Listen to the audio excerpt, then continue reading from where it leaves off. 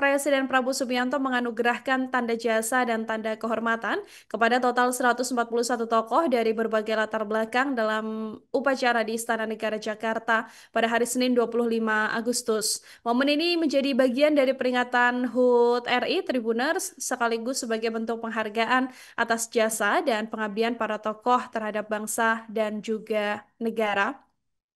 Didampingi sejumlah pejabat tinggi, Presiden Prabowo menyampaikan rasa terima kasihnya kepada para penerima tanda kehormatan ini. Hal ini juga berdasarkan keputusan Presiden nomor 73 sampai 78 garing TK tahun 2025. Tribuners. Para tokoh yang menerima penghargaan juga berasal dari berbagai bidang, mulai dari menteri, tokoh partai politik, pemuka agama, ada tokoh pers juga, hingga budayawan. Di antaranya adalah Ketua DPR RI Puan Maharani hingga sejumlah menteri juga mendapatkan penganugerahan dari Presiden Prabowo. Penganugerahan tanda kehormatan ini juga menjadi simbol penghargaan negara atas dedikasi dan kontribusi para tokoh dalam membangun Indonesia, Tribuners. Tapi yang kemudian menjadi sorotan adalah ada mantan Gubernur Bank Indonesia yang juga Board of Advisor of Prasasti Center for Policy Studies, Burhanuddin Abdullah, yang juga mendapatkan penghargaan Bintang Putra Adi Pradana dari Presiden Prabowo Subianto. Alasan penghargaan ini adalah karena Burhanuddin dianggap berjasa menjaga stabilitas moneter dan memperkuat sistem perbankan nasional.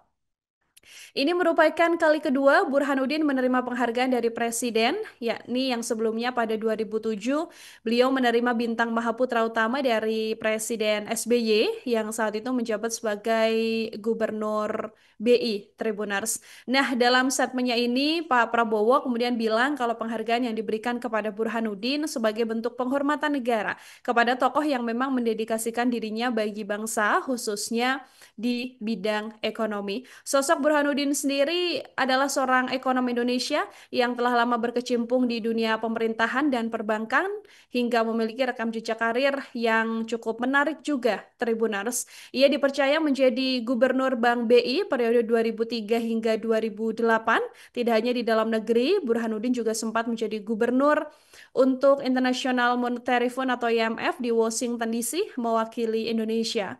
Karirnya di BI dimulai dengan staf bagian kredit produksi Tribuner sebelum akhirnya kemudian menduduki jabatan tertingginya begitu ya. Dan yang terakhir ini justru mendapatkan penghargaan juga dari Presiden Prabowo Subianto, Tribuners. Lahir di Garut, Jawa Barat pada 10 Juli 1947 begitu ya.